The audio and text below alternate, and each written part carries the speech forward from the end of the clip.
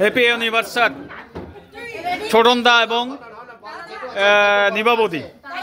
আজকের 32 বছর ওনারা 32 বছর কাটিয়ে দিয়েছেন সংসার জীবনে।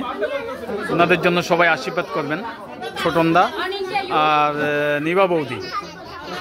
আপনারা দেখুন নিবা বৌদি এবং ছোটনদার আজকে 32 বছরের অ্যানিভার্সারি।